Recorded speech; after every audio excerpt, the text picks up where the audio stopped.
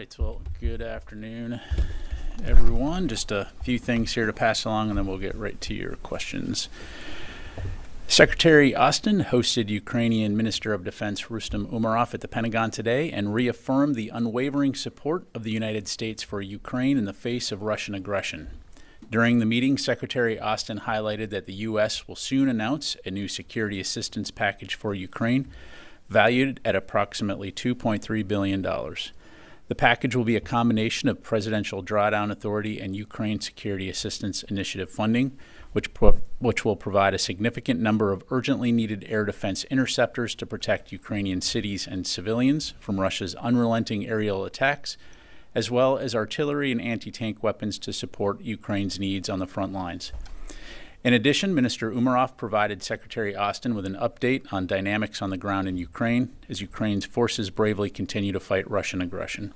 A full readout of the meeting will be available later today on the DoD website. And additionally, we'll have more details to provide in the near future regarding the security assistance package. Looking ahead to next week, Secretary Austin will participate in the upcoming NATO summit in Washington from July 9 through 11. The summit marks the 75th anniversary of NATO, and the Secretary will join President Biden in celebrating this milestone while advancing key policy priorities. These include ensuring the implementation of new NATO plans for credible deterrence and defense, enhancing long-term support for Ukraine, and fostering its future NATO membership. During the summit, Secretary Austin will be engaged on discussions to ramp up transatlantic defense industrial production, ensure adequate defense investments from allies, and the deepening of practical cooperation between NATO and its Indo-Pacific partners to include Australia, Japan, New Zealand, and the Republic of Korea. Since its creation 75 years ago, NATO has been the greatest defensive alliance in human history. Next week's summit underscores the U.S.'s unwavering commitment to NATO and the alliance's critical role in maintaining global security and stability. Finally, the U.S. Third Fleet is hosting the 29th annual Rim of the Pacific exercise in and around the Hawaiian Islands, June 27 through August 1st. RIMPAC is the world's premier joint and combined maritime military exercise. This year, 29 nations, 40 surface ships, 3 submarines, 14 national land forces, and over 150 aircraft, and more than 25,000 personnel are scheduled to participate. The theme of RIMPAC 2024 is Partners, Integrated, and Prepared.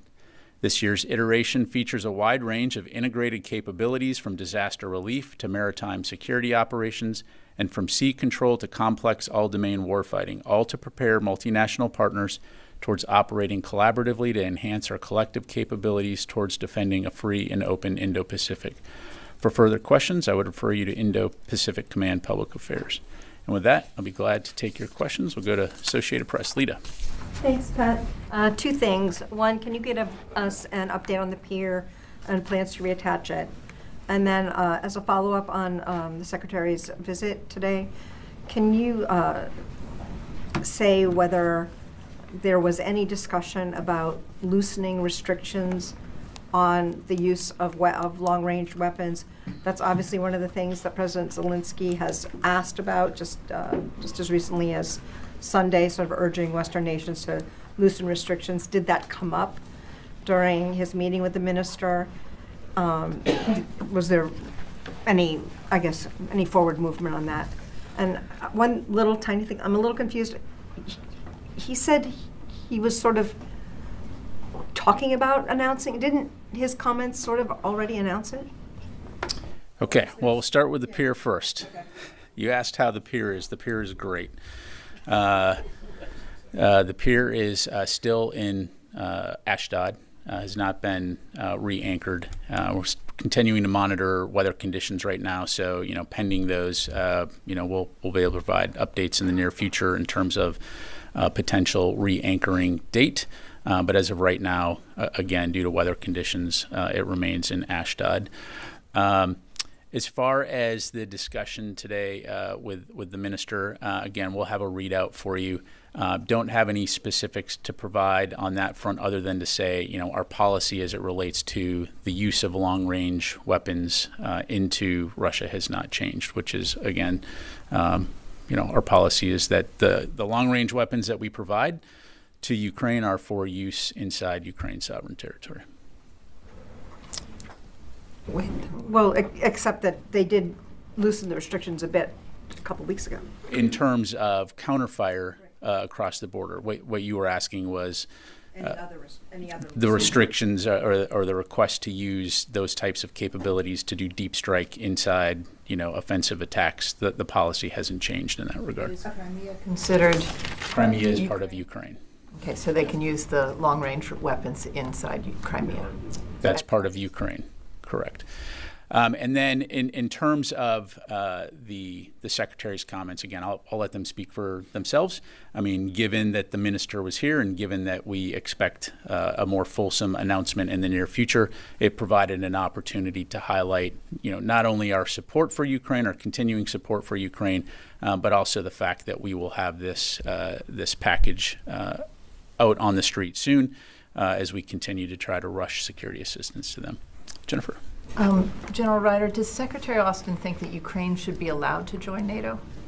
I think you've heard Secretary Austin and others say that Ukraine's future is in NATO. And so it's not a U.S. decision whether or not to let Ukraine into NATO. It's a NATO alliance decision, so 32 countries.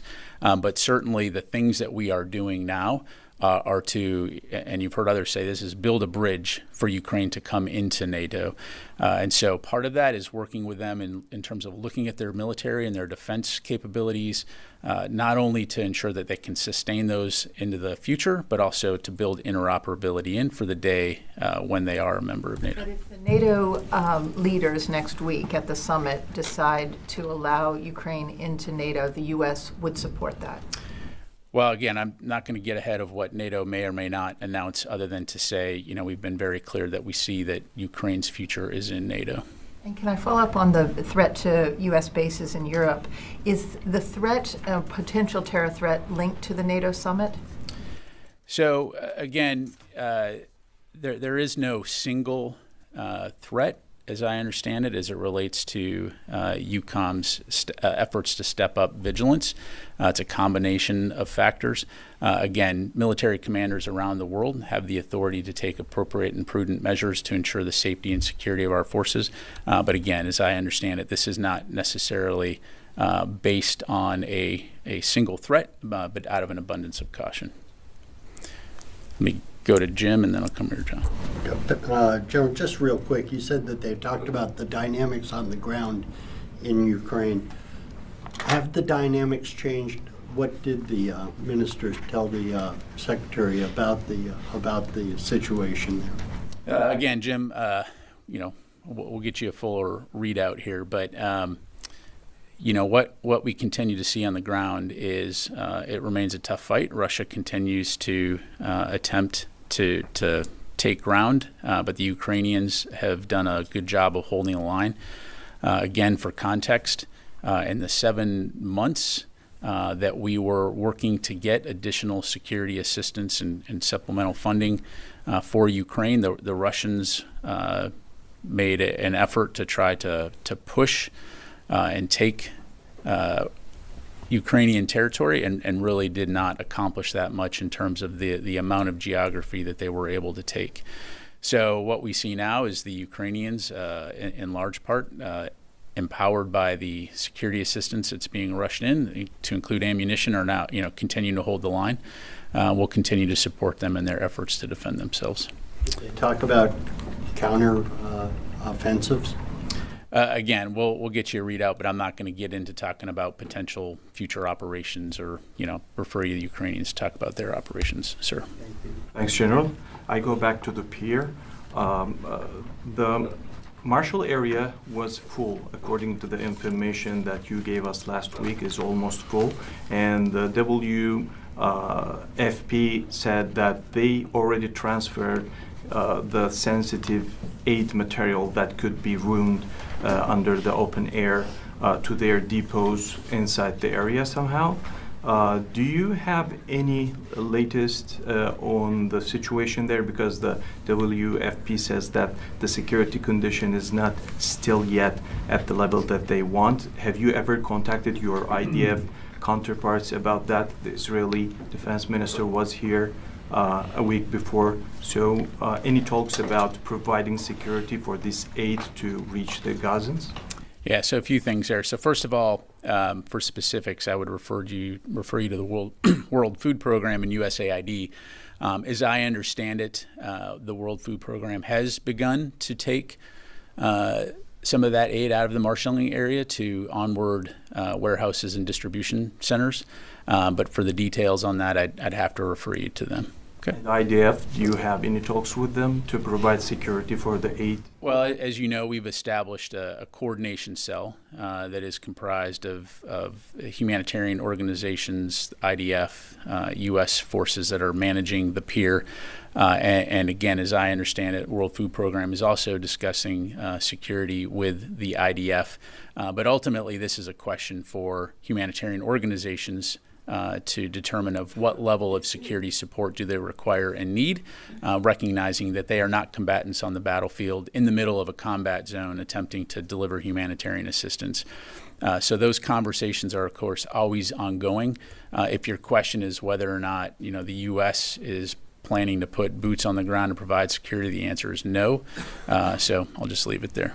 Ann. Can you characterize the amount of aid that's sitting in Cyprus? And then also, does either Cyprus or the amount of aid in Cyprus or at the end of the pier, does that factor into the decision about whether or not you return it and reattach it? So I would refer you to USAID, since they ultimately manage the amount of incoming and outgoing aid in terms of how much is in Cyprus.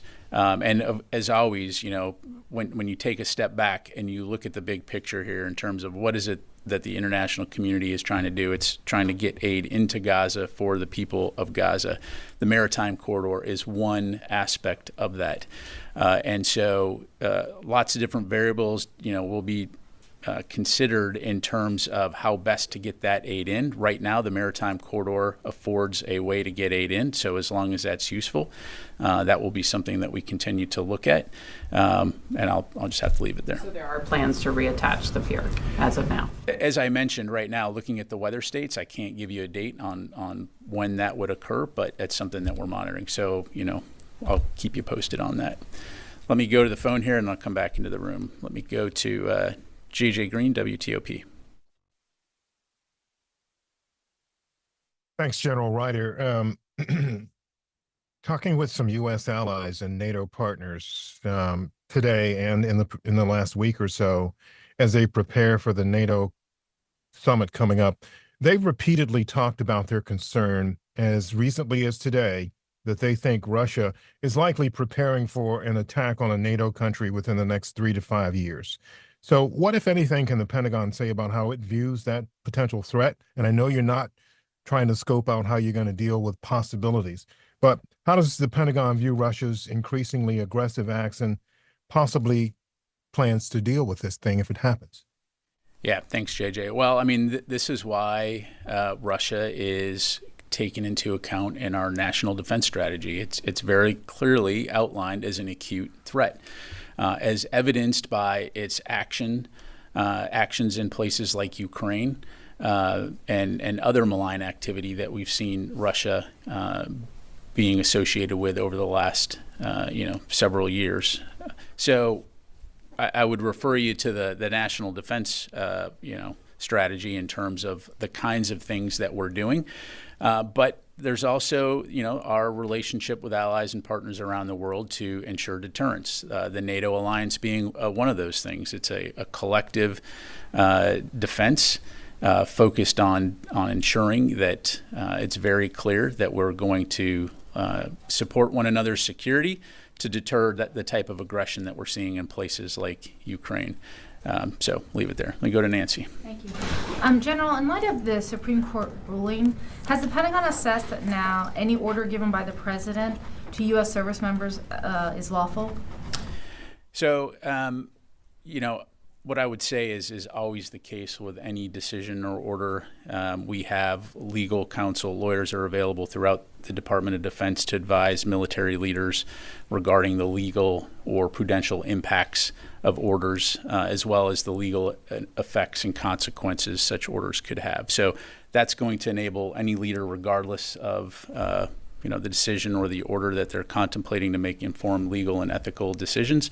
As it pertains to potential orders in the future or scenarios, I'm just not going to get into hypotheticals. Depending on doing a review of this, because the way the ruling is written, it would appear that if all official acts are protected from immunity, it's hard to understand a scenario that could be ruled as any order as illegal or even immoral at this point, is it not? Is there any sort of official review then, given the complexities of all this? Yeah, I mean, I appreciate the question, but again, I'm not going to get into a thought exercise other than to say that we, like always, have the benefit of legal counsel training on ethics standards, and any leader that is contemplating a decision or an order has the benefit of seeking that counsel to make an informed ethical and legal decision. So again, while I appreciate the question, I'm not going to get into hypothetical scenarios. I'm never interested in thought exercises. So what I'm trying to understand, though, is there any kind of formal review, or is it now being left to the discretion of individual commanders? Yeah, not that I'm aware of.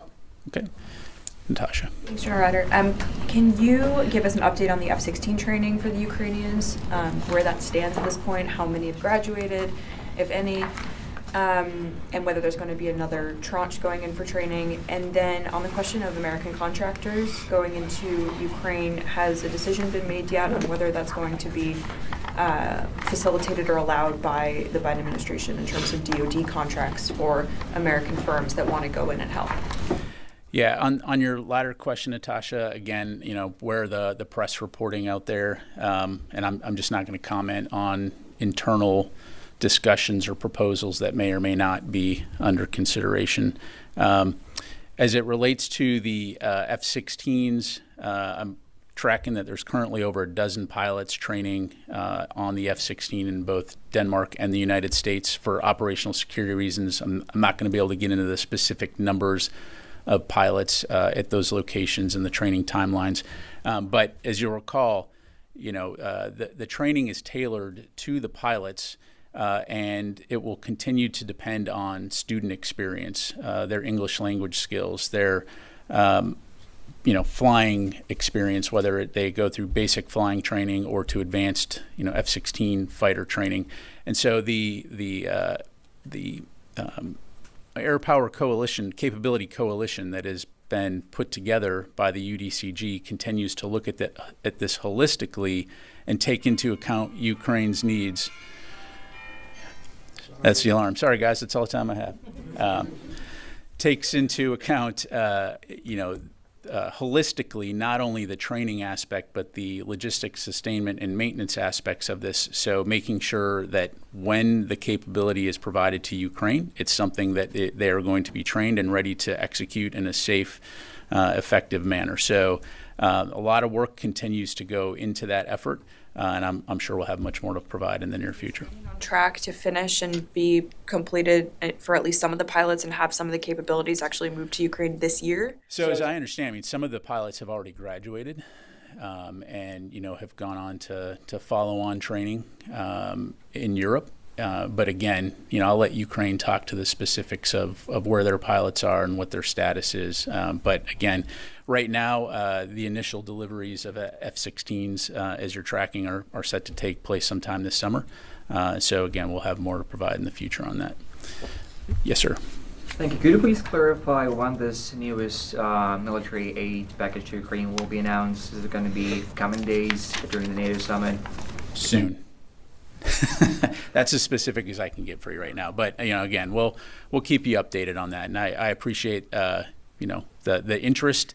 We'll definitely get you more details here in the near future. You also spoke about more Patriot interceptors. Should we expect also that U.S. will transfer more Patriot systems to Ukraine in addition to interceptors?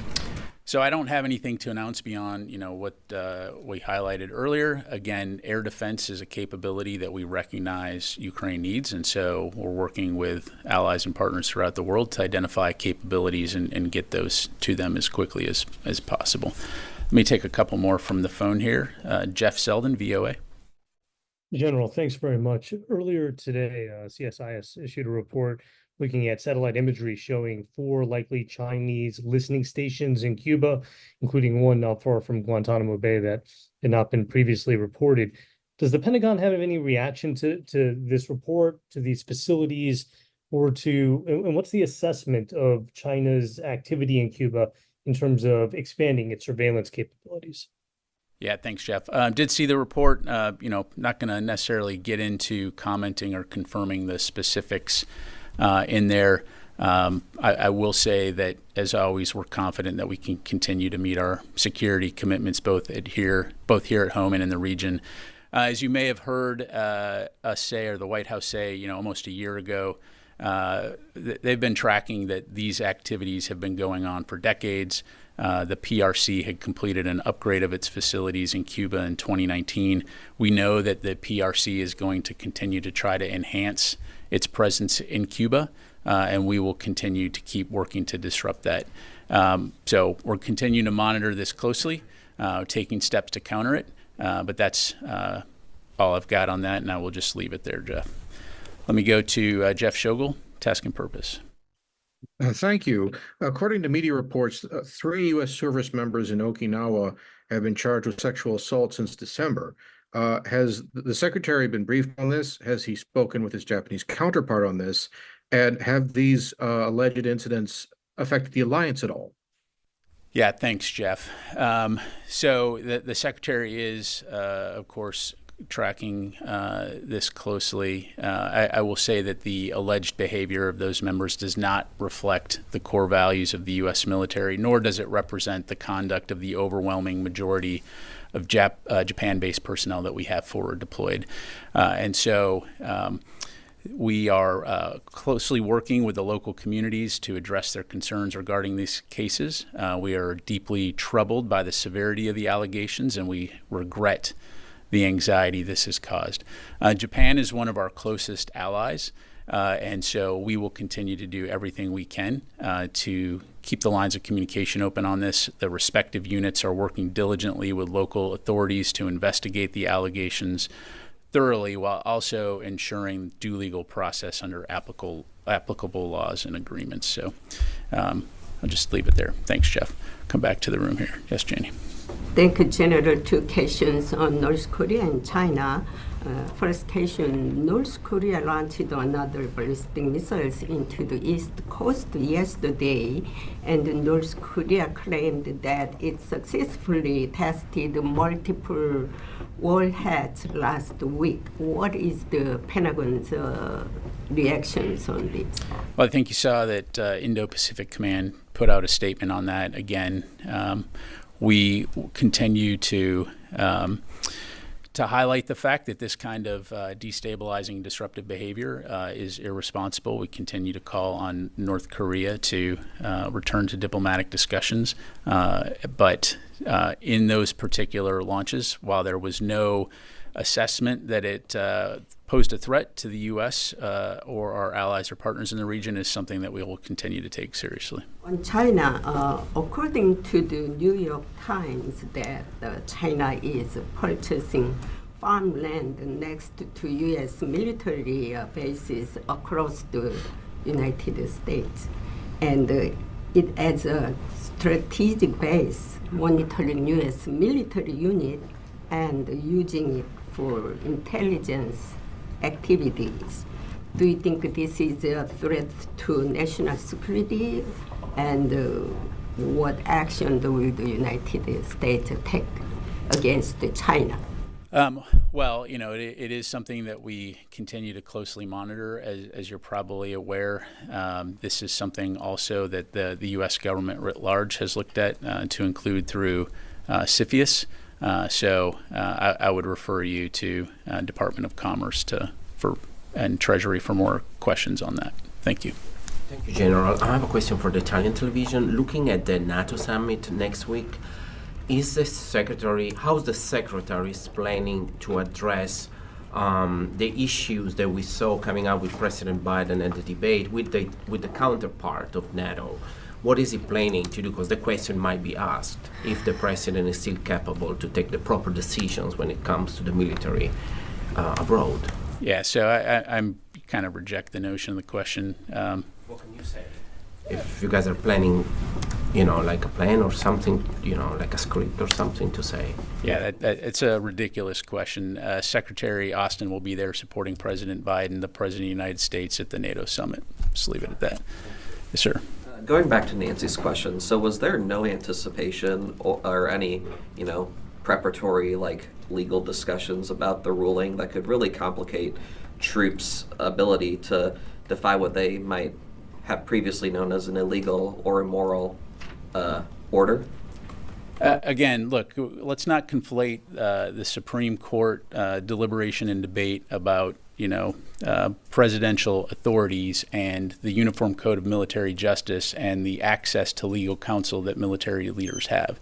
On any given day, on a variety of topics around the world, any commander or any leader can consult legal counsel to get an assessment on whether or not a decision or an order, regardless of what it is legal, ethical, moral, and appropriate. And that doesn't change. It doesn't change. As I'm sure you can appreciate, in a democracy where laws are written by humans and they're malleable, and there's always going to be a variability to that, which is why you have legal counsel so that you can get advice on that. And so when it comes to the Department of Defense and prosecuting our duties to defend the country throughout the world, we're always going to have the benefit of informed legal counsel to make informed ethical and legal decisions. Yes, Ro. I'll come back to you. Thank you, General. My question is on China and Taiwan. So on Tuesday, Taiwan said China's Coast Guard detained a Taiwanese fishing boat near a Taiwanese island. Do you have a comment on this incident? And also, do you think China has increased their coercive activities towards Taiwan in these days? I don't have a comment on the latter. I'd have to refer you to Taiwan to talk about the status of their fishing vessel. Again, look, broadly speaking, we've been very clear about PRC's aggressive activities in the South China Sea and beyond, and we'll continue to work closely with our allies and partners to address that behavior. Constantine. Thanks. So on this line of questioning about the Supreme Court decision, I get what you're saying, that the Pentagon has lawyers available to consult for commanders to consult, but does the Pentagon feel that that is enough of a bulwark against a commander-in-chief that the Supreme Court has ruled to be pretty much immune from legal prosecution?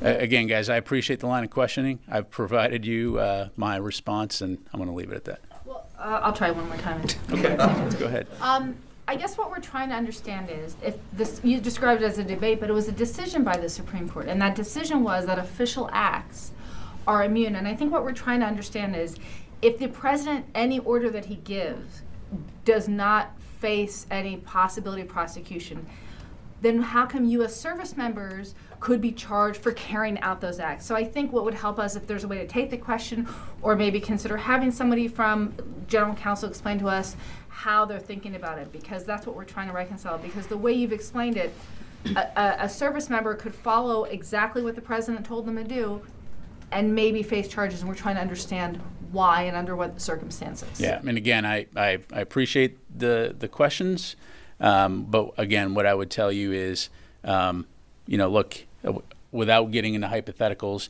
every situation has to be assessed on its own merit, depending on the situation, the context of the situation. And if you are a military leader, you're going to have the benefit of consulting counsel or policymakers in terms of whether an order or decision is legal, ethical, or moral. That won't change. And so, again, I'm just going to leave it there. Can I just ask them, would you mind just taking our request? And I've answered the question. In the next few days or so, could we talk to someone even on a background level to get a better understanding of how the department is thinking about this from a legal perspective? If we have any updates to provide, we'll definitely take that into consideration. Sir.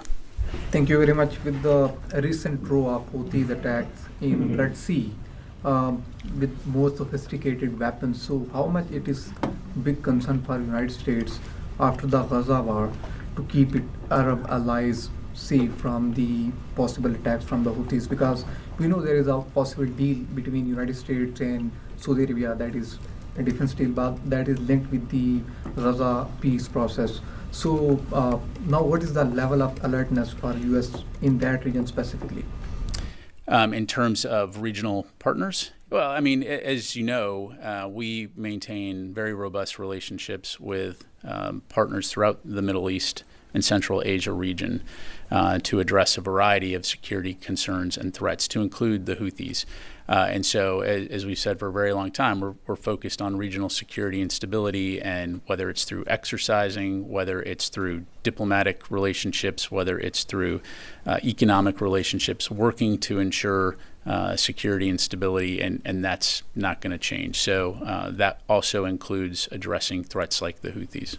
One on military assistance by the United States towards Pakistan. From year 2018, we have seen that the military assistance towards Pakistan were totally, you can say there is no military assistance from 2018. Only from this administration, we have seen only the civilian assistance.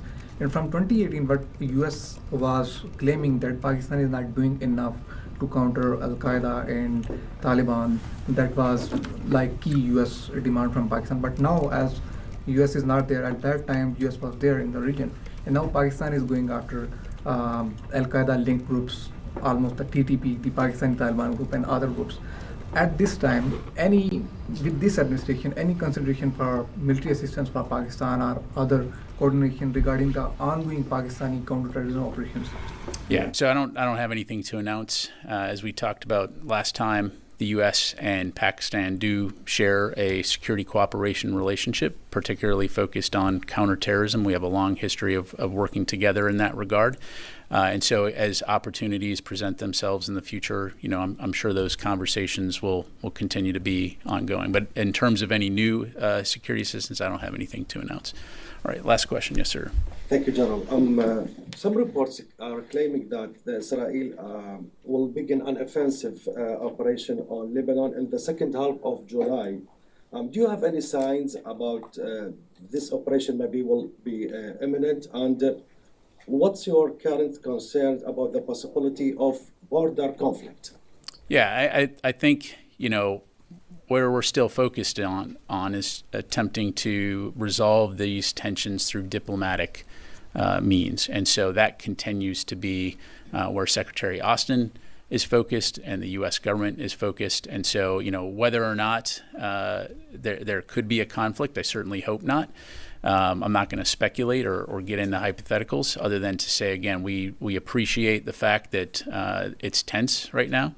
We don't want to see a situation where miscalculation could spiral out of control and cause a wider regional conflict. And so this is why it's important that we continue to focus on diplomatic resolution of the situation along the border. Thanks very much, everybody. Appreciate it.